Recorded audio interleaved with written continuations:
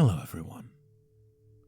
It's been almost 2 years since the last one of these, and in that time, me, you, the Abyss, have grown exponentially in so many ways, expanding and experimenting together. We've hit a number of milestones in that time. I'm very proud of all of them. Over 1,000 members of the Discord server, over 100 patrons, 2,000 subscribers, 2,000 Tumblr followers. Some of my videos have almost surpassed 100,000 views. I'm incredibly humbled and proud and thankful for all of the support that you've given me in this incredibly hectic period of growth and change and new beginnings for me. I truly don't know where I would be without all of you. I really do love and appreciate you all. So let me first say thank you. Thank you so very much. And so, without any further ado, let's get into some of these questions submitted to us by my lovely Discord members.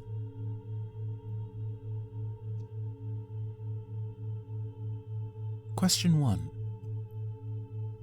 Which files do you listen to, and which has had the strongest effect?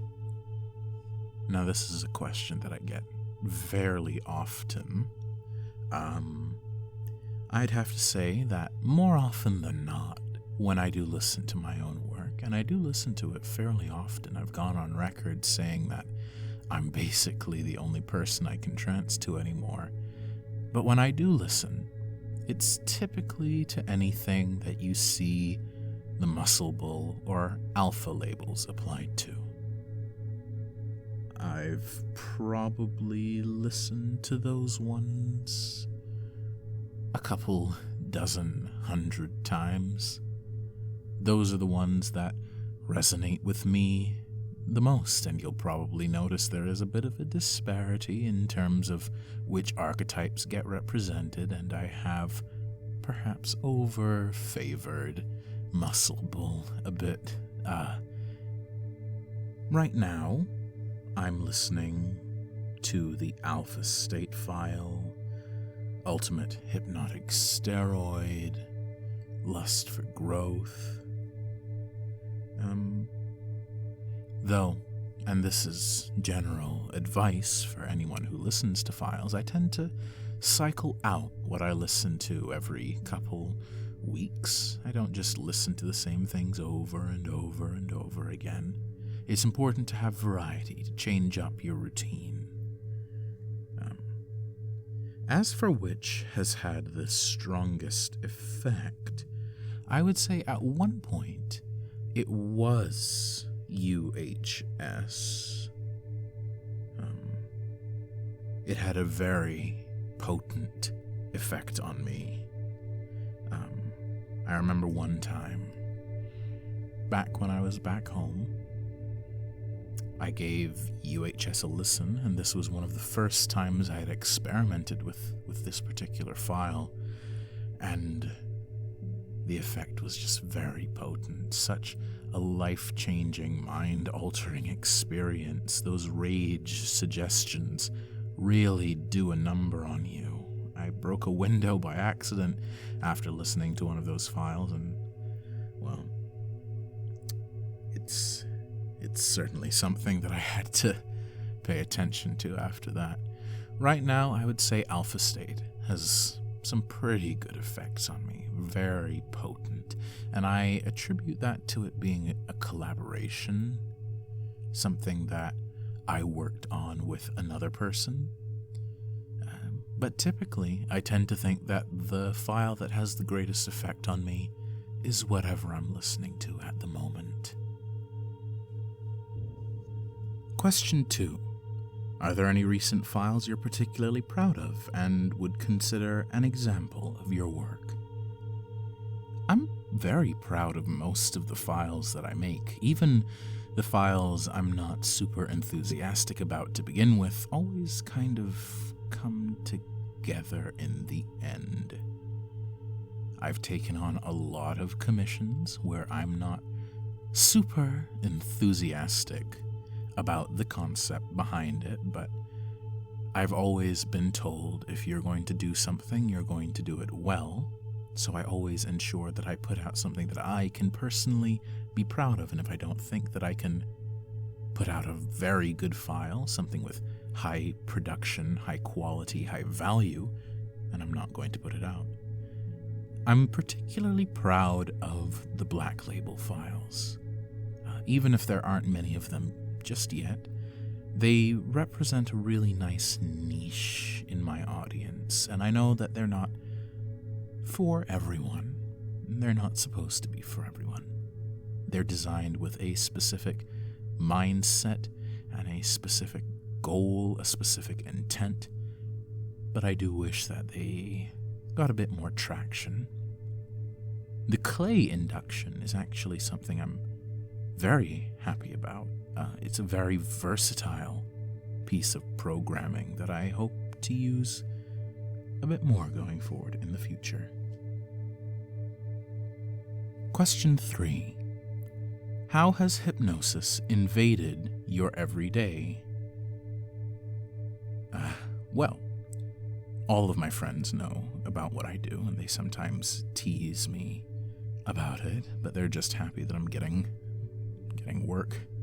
But on a wider note, I wouldn't say that it's invaded my life. It's improved it. Apart from just the programming, I think about all of the people I've met through this experience, this journey every single day. They're some of my best friends at this point, and I love them and the community so much. It's changed so much about me. In the 2.5 years I've been doing this, I am not the same person I was when I started. And I think I've changed for the better for the most part, because of the influences and the inspiration that hypnosis have brought me. My thought patterns, my goals, my aspirations, what I want to do with my life and put into the world are very different thanks to hypnosis. Question 4. Will we ever hear your everyday voice, or will it stay a mystery? Well, if you've been following me for a long time, you would have probably noticed that my voice has kind of been shifting a bit more casual, more and more every single file for a while now, and that's mostly as a result of realizing that I don't have to talk so slowly. But I've been trying to use the what I consider the Avis voice a bit more in common speech, and it doesn't really happen as much, but I'm hoping for it to kind of become my everyday voice. I do put on a bit more spice when I'm recording, when I'm delivering for you all, a bit more charisma, a bit more throatiness and airiness to my voice, but for the most part, this is how I talk.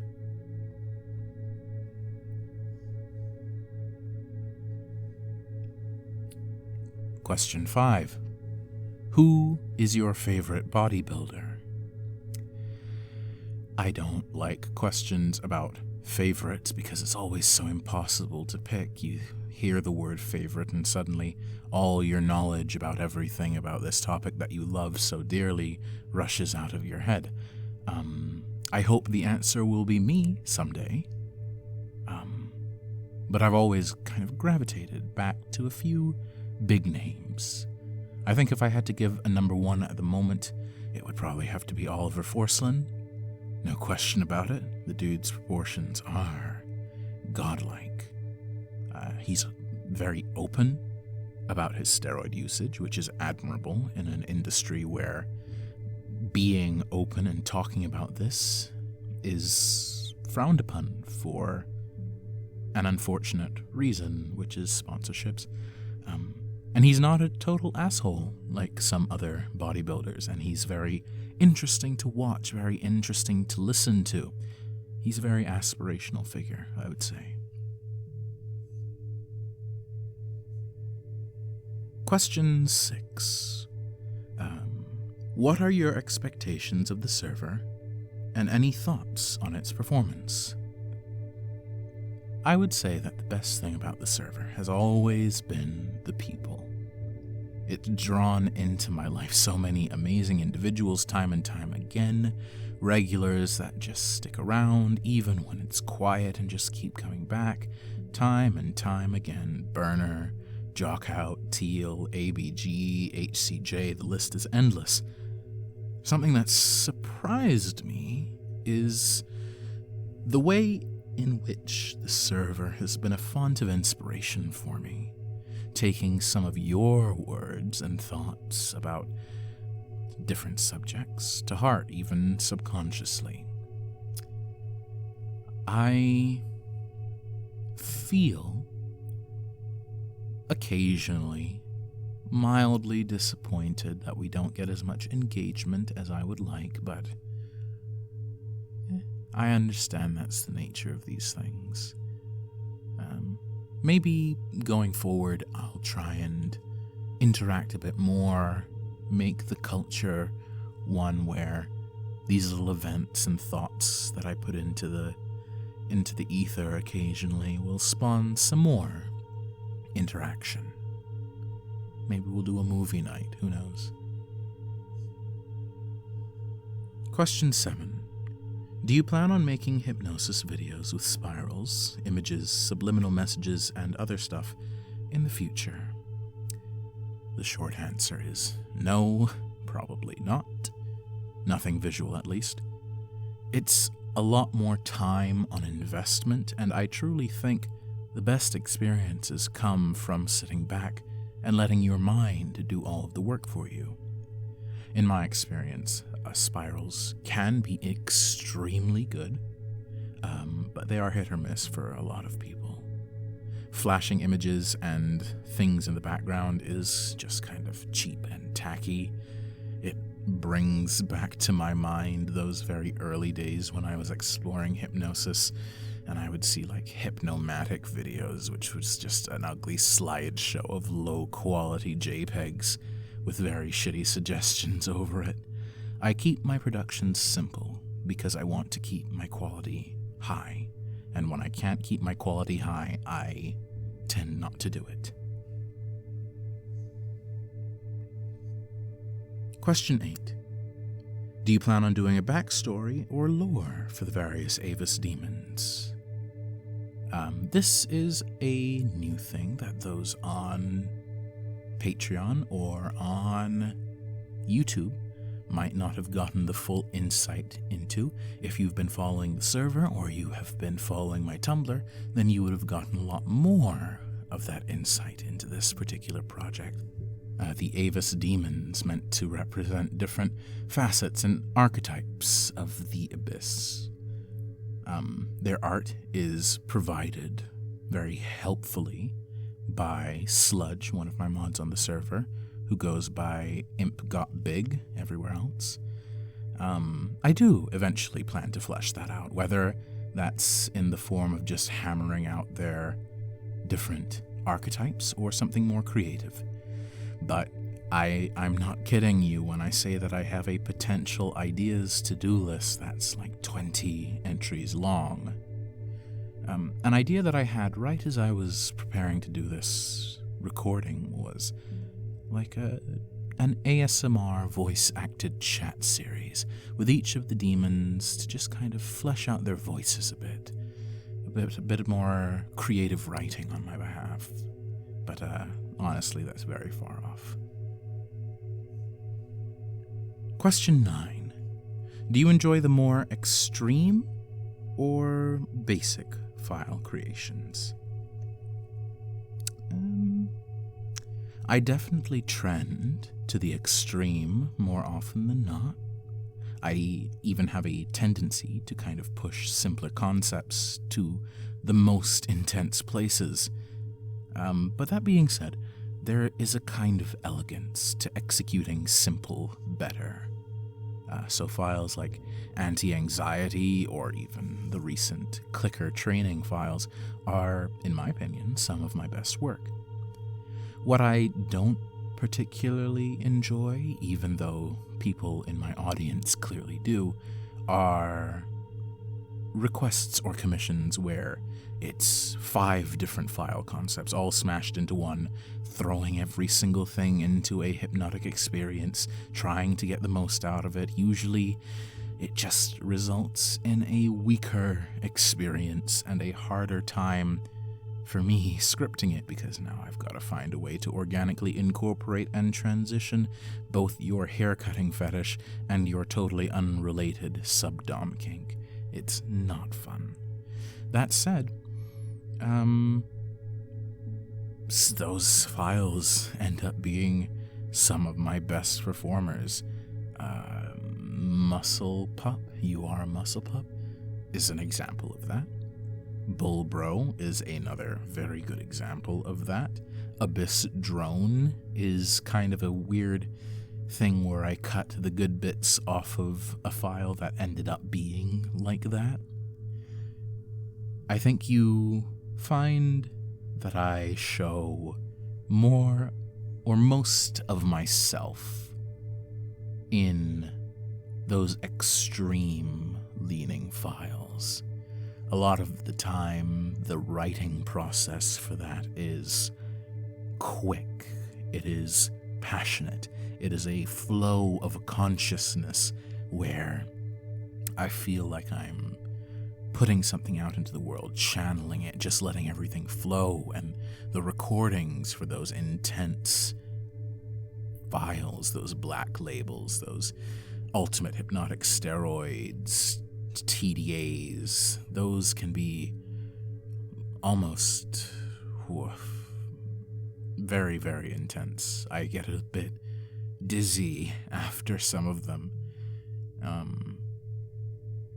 And my voice, you all have heard the performances. It changes very differently. Very, very different. Question 10. Have you ever considered taking on subjects as hands-on clients? All right. Here's a secret. A little revelation. I already do. But only very, very, very, very rarely. Very selectively, and only for folks I've already got a connection with.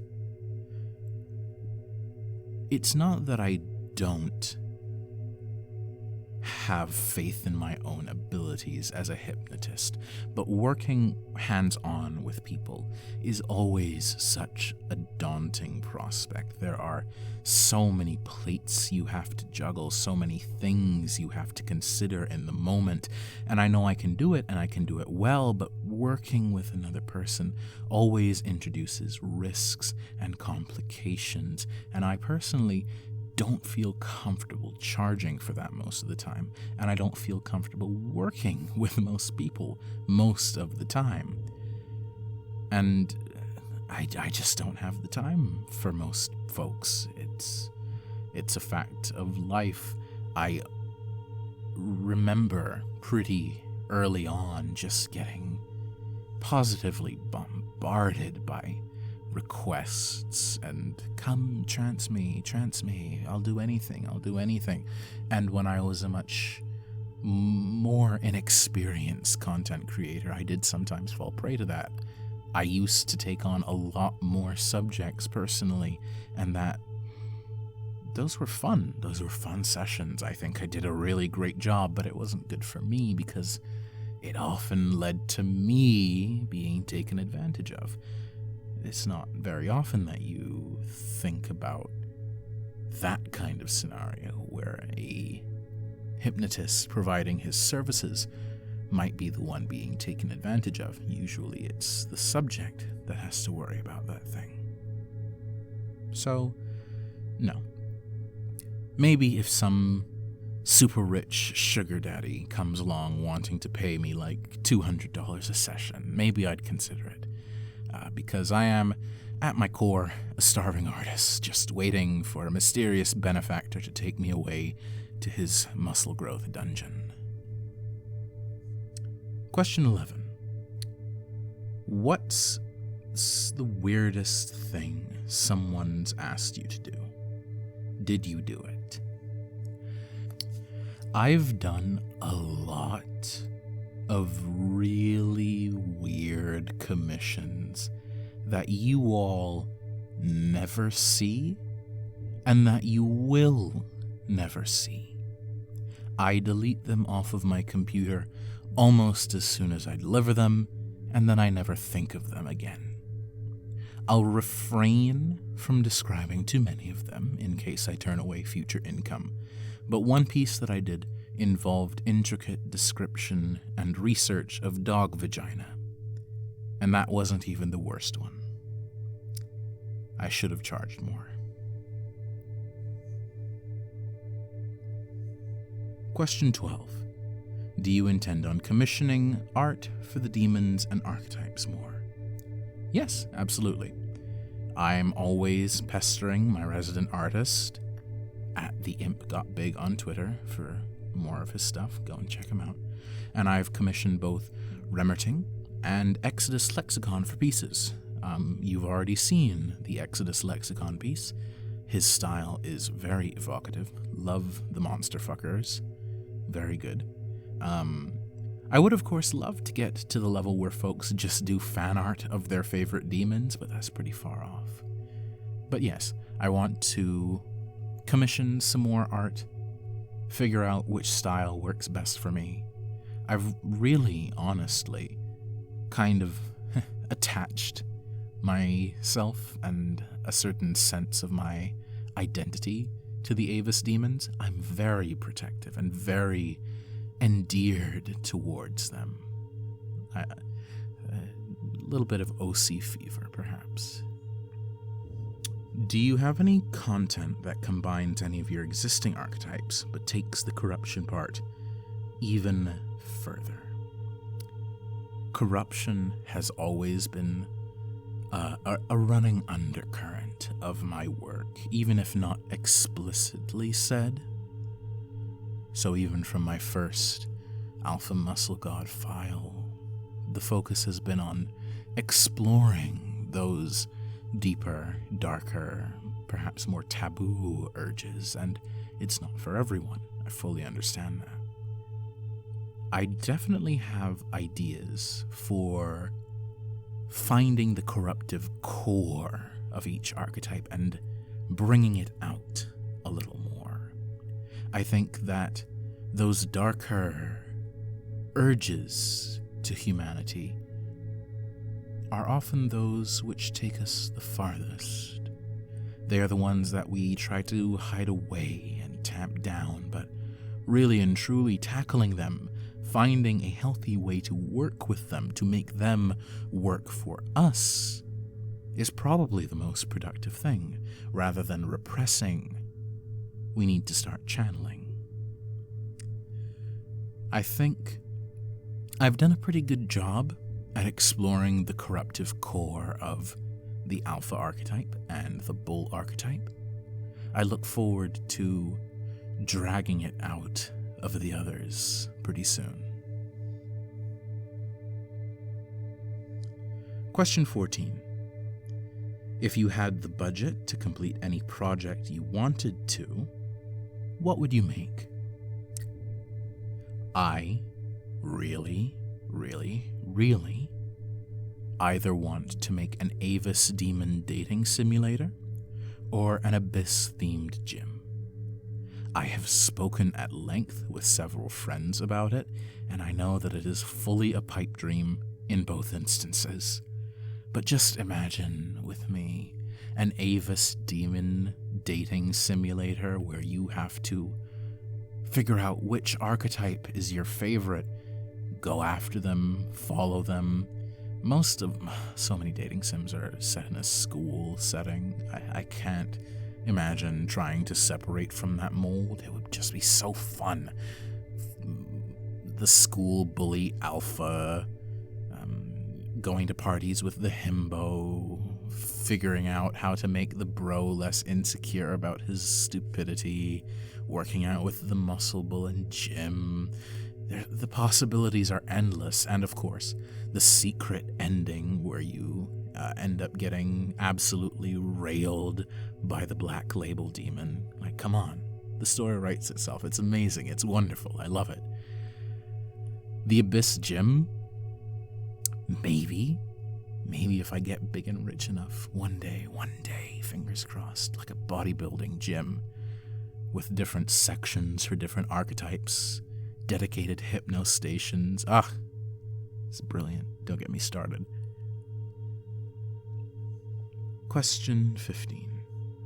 When improving your files, do you see yourself as meeting the demand of your listeners or pushing your listeners to new depths? I think it depends on the subject. For most of my muscle files, for example, I do tend to keep pushing the envelope. I know what's best for you all. I know what will resonate and take you further. And that does kind of push me up against a wall sometimes because it's very difficult to keep on pushing every single time. I have gone so far with some of those muscle files that every time I start up a new one, I think, oh geez, how am I ever going to one-up this last one? But I always do. But for my more general work, the anti-anxieties, abyss drones, cum pumps of my collection, I do try to keep in mind what the audience will like, what the most normie newbie to my stuff might still enjoy, because art is meant to be enjoyed. Art is meant to be consumed, and niche art has its place. Niche art is very important to be made, but I am trying to make a living here. I'm not going to disguise that fact. And furthermore, I find that those simpler files, more basic, more general audience files, are excellent gateways into exploring deeper. I can think of hundreds of people, dozens who have come to me directly, who say that they started off with something simple like Get That Body or Cum Pump or Abyss Drone, and over time they explored more and they discovered these new urges, these new desires. They tried out a himbo file, they tried out a pup file, they tried out a muscle bull file, and now they've got this massive passion for working out and growing muscle and becoming better, stronger versions of themselves. Who were your inspirations in creating hypno content? Who would you recommend listening to? Yes, this is something that I've grown quite sour upon thinking, because when I started out, I would say that I admired a lot more people than I do at this current moment. And part of that is to do with growing into my own brand, into my own style as a hypnotist, as a content creator.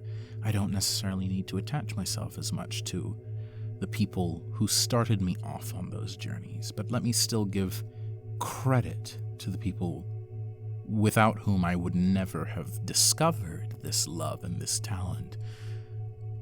There's Jackson Stock, Jack Drago, Vive, Hypnosis, EMG. I fully admit they are pioneers in male-focused, masculine hypnosis. Vive, not as much so, but his style is still incredibly intense and beautiful. And I think it would be fair to say that when starting out, I mirrored and emulated a lot of their techniques. I still emulate a lot of their techniques in terms of like file production, but I can't personally say, and this isn't to start any beef, this is just a personal preference thing, and in any case, I'm much too small a creator for anyone to want to start beef with me. A lot of them are not good, or not as good as I might have thought before I realized that I could do better. But that's purely personal. I don't have anyone that I can recommend very strongly.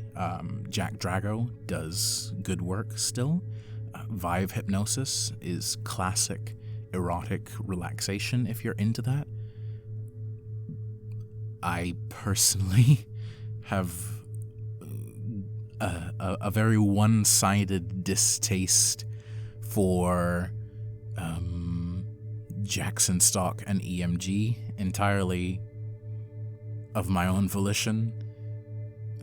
Darfall is a good writer, but I've had too many of his subjects come to me and say that I have ruined them for him to recommend many of his files. Though I do know that he does good work, and he is a very kind and caring individual, so maybe look at him and see what you can find. The Dominicator, even though he does not post as regularly, posts very well. Yeah. That's gonna make me some enemies for sure. Question 17. What's something you think the established world and interest of hypnosis, erotic and non, is lacking, and what would you do to fix it if you could? Well, I think, actually, that a decent amount of my content in my library is doing that job. It's filling in niches I see are underserved. In terms of just general culture, though, I think the world of hypnosis needs a better, more centralized space for sharing files, for file creators. The best site at the moment is Warp My Mind, and Warp My Mind is an ancient relic, and it is not conducive to creators who want to make something out of their work and keep their quality consistently high, because they are constantly buried beneath more and more piles of garbage Pokemon transformation files. And if that's your bag, don't get me wrong, that's good for you, but it's very disgruntling seeing something that someone has put hours into to voice themselves and keep production high right next to some text-to-speech copy and pasted low quality, low effort file. Furthermore, Warp My Mind is not good for people who want to monetize their work because it takes half of the revenue, which is why I have subsequently stopped putting my files on Warp My Mind. In terms of the culture of things, I think queer hypnosis specifically, just because this tends to be the nature of gay spaces, and, there's a much wider conversation to be had there. There's a flippancy to it. My community stands out because of the emphasis on self-improvement, because of the camaraderie and fraternity forged and bonded between the regulars of the server. And it's kind of unfortunate that it stands out. And the reason that it stands out is because when you go into other hypnosis communities, everyone's just looking for a quick fling. Subjects especially. I cannot begin to tell you the amount of times I have had random, desperate subs come into my DMs from some low-quality server, like Hypnosis for Guys, just begging, hey, trance me, hey, trance me, hey, trance me. It gets very annoying. Like, come on, I don't know you. Develop a rapport. And that's what every hypnotist I've ever encountered also says. They say, talk to me like I'm a human. I'm not just here for your gratification. But those communities are designed to encourage that kind of treatment. They are designed for instant gratification. They are designed for pointless sessions and flings and a hyper focus on getting off, basically. And there's nothing wrong with that. I just think those places are perhaps overserved, and we should endeavor to find new ways of doing things.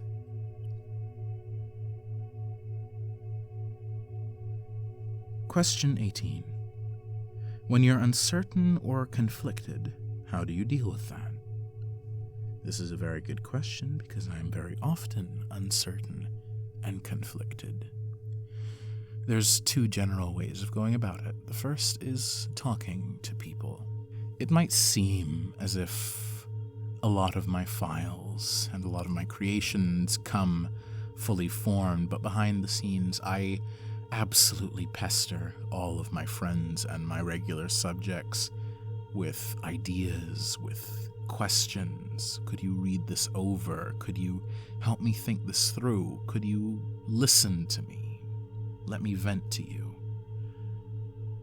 My friends and my closest subjects have been there for me through some of my hardest moments. They are great emotional support, and I always offer the same to them. I love them all dearly.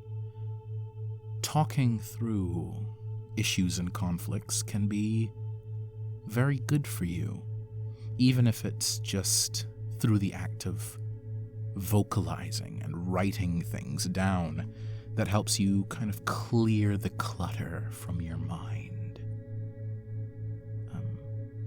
I think a lot of problems that you have could probably at least begin to resolve themselves by thinking about things, taking your time to explain and elaborate. At least that's how I've done things.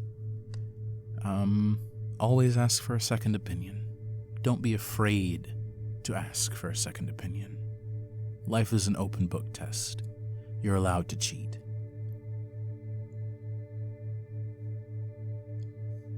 Question 19. Have you thought about playing with other archetypes? What were they? I kind of developed the archetype system by accident. It did not come about at first as a deliberate construction, let me tell you. It came about because these were the themes that I saw a lot of people consistently asking for. In some instances, like the Muscle Bull files, the Muscle Bull archetype, those were almost single-handedly constructed by two people by accident because they kept commissioning the same stuff. And I took that direction and formed it into something more consistent. We've had previous archetypes. Those of you who are old hands on the server will remember the meathead role, which I nixed after a while because it was too close to too many other roles. It didn't have a place, it didn't have a purpose.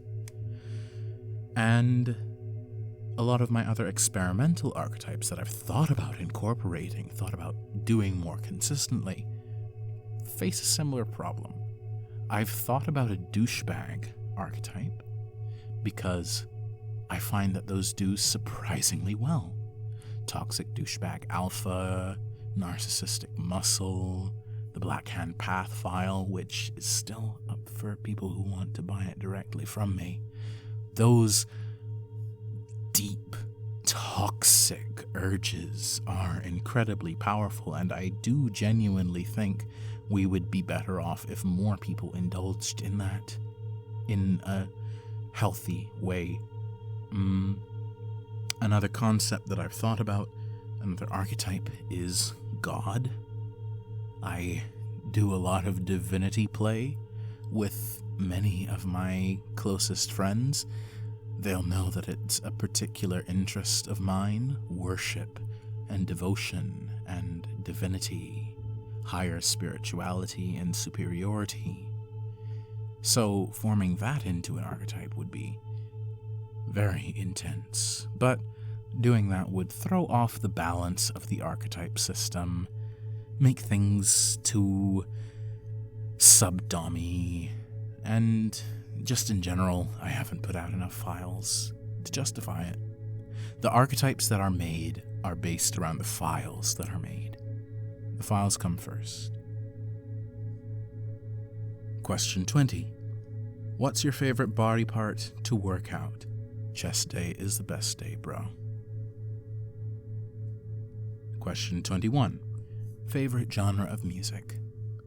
I included this question because I'd like to draw you all to the fact that I, at first accidentally, and then on purpose, have up my music playlist on my YouTube channel. It is my primary music playlist that I listen to all the time. If you want to see my favorite music genres, look through that and you'll see I don't have a favorite music genre. But I gravitate towards 50s jazz, swing, folk, indie, classical, etc. Lots of weird nerd shit. Question 22. What advice would you give to other artists and file makers? To other file makers, clean audio goes a very long way. To other artists generally, it's not all about you, and this goes for subjects as well. And more importantly, hypnosis is not solely about power dynamics. You don't have to dom someone just because they are a subject. Likewise, a subject does not need to be submissive to you. And going in with that expectation without first discussing it is in large part a big problem within the community. I suggest experimenting. Not everything has to be about your personal erotic gratification. I was, at one point, a dumb, naive, young, underage subject, and if it weren't for the fact that I don't think I was physically appealing at that point to many people, I know for certain that I would have been taken advantage of, because a lot of hypnotists think it's a good idea to be like, boom, you're hypnotized, take off your clothes. That's not done, that's not good, and there are far too many shitty, low-quality hypnotists out there. But the amount of subjects who are just desperate, needy, and kind of in large supply it vastly dwarfs the amount of hypnotists. And that means that those shitty hypnotists can get away with a lot more because of the weird supply-demand thing. If there's only one hypnotist for every dozen subjects, it doesn't matter how good that hypnotist is in reality because everyone's just hungry for a piece. Question 23. What's the biggest positive impact you feel you've had on people through your files? There's two answers here. Some of the best, most glowing messages that I receive are often from those files or those experiences that I don't think of very often. And those messages make me feel really good because they often talk about how relaxing and how helpful and how therapeutic those files can be. Anti-anxiety, the Winter King series, all of these things which are softer and gentler and help people feel at ease, help them cope with the stresses around them. That's a very simple and pure way of helping. And I want to make more of those files. I want to help people make their life better in that therapeutic way. The world is large and scary, and if something that I make can help ease that burden, I want to make it. The second part is the Archetype series. Crafting those identities, giving people niches and community to explore and expand those parts of their personality that previously they might have not realized or they might have kept under wraps. There's something astonishing about that, something beautiful. I have seen people wholeheartedly embrace the realities of muscle bull and bro and jock and alpha and himbo and pup, and it has genuinely, for most of them, if not all, made tangible, very real difference in their life. It's obviously not as deep as sexual awakening as coming out can be, but there's definitely a form of it. It's awakening to something that you can be without judgment, something you can feel and explore and make yourself into. Reinvention and transformation. Beautiful and potent and powerful.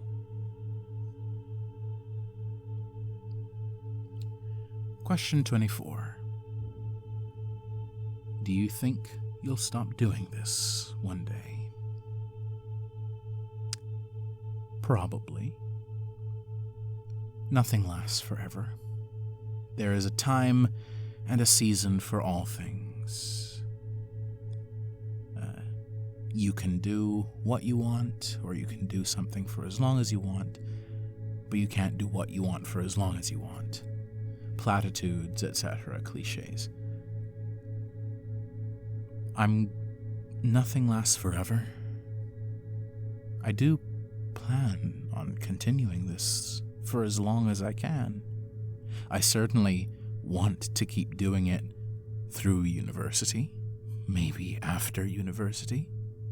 If I was lucky enough and had a big break, I wouldn't mind making this into a full career. But those things are in the future. It's best to think about the present. And for the present, I fully intend on continuing to provide for all of you, continuing to explore with all of you, work with all of you, create for all of you. Genuinely, from the bottom of my heart, there is nothing else I would rather be doing than this. for you all. So thank you. And thank you for coming and listening. Thank you for sitting and asking. Have a good day.